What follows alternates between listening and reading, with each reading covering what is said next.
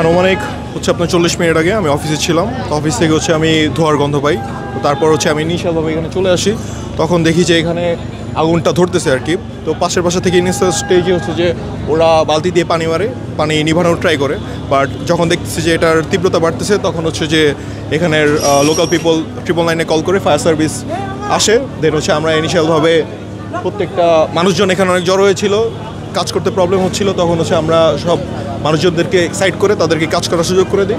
এখন দেখতে পাচ্ছেন মোটামুটি এখন আগুন নিয়ন্ত্রণে আছে, বড় কোনো দুর্ঘটনা ঘটেনি। এখানে আমার দোকান, আমরা বের হয়ে মানুষের যখন বলে আগুন আগুন তখন বের হয়েছে। আমি 999-এ ফোন দিছি, তখন বলতেছে যে আসতেছি। এরপরে যখন সিকিউরিটিরা নিচে ছিল তো ফায়ার সার্ভিস আসতে বেশি সময় লাগে নাই, 5 থেকে 7 মিনিট সময় লাগছে এই আর কি। ওভাবে টাইম দেখি নাই, ফায়ার সার্ভিসে ফোন দিয়েছি কখন 40 মিনিট আগে। দেখি আমি প্রথম 999-এ ফোন দিয়েছি, কয়টা আমি সেটা দেখতেছি।